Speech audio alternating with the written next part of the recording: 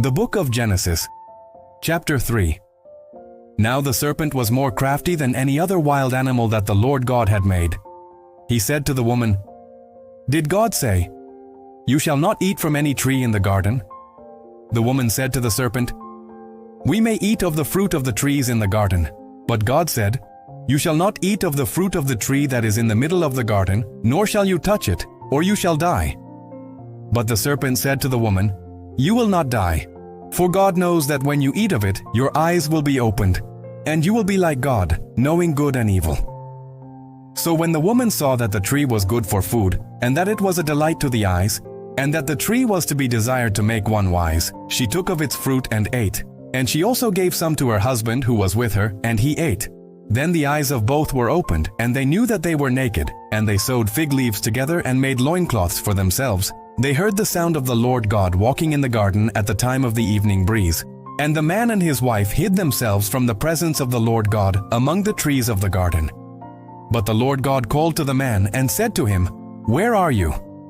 He said, "I heard the sound of you in the garden, and I was afraid because I was naked, and I hid myself." He said, "Who told you that you were naked? Have you eaten from the tree of which I commanded you not to eat?"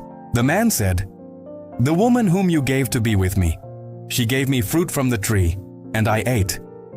Then the Lord God said to the woman, "What is this that you have done?"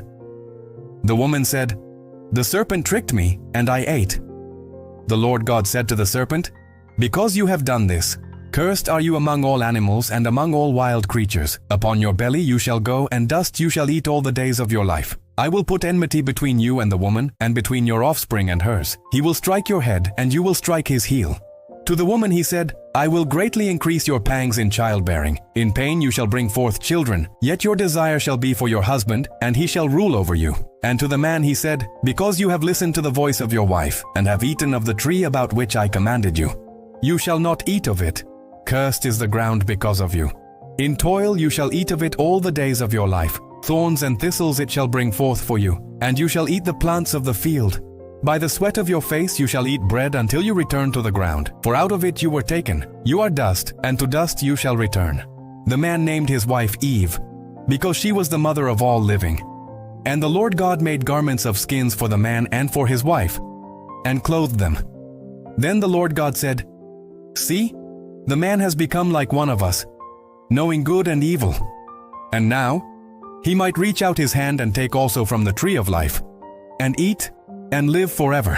Therefore the Lord God sent him forth from the Garden of Eden to till the ground from which he was taken. He drove out the man, and at the east of the Garden of Eden he placed the cherubim and a sword flaming and turning to guard the way to the tree of life.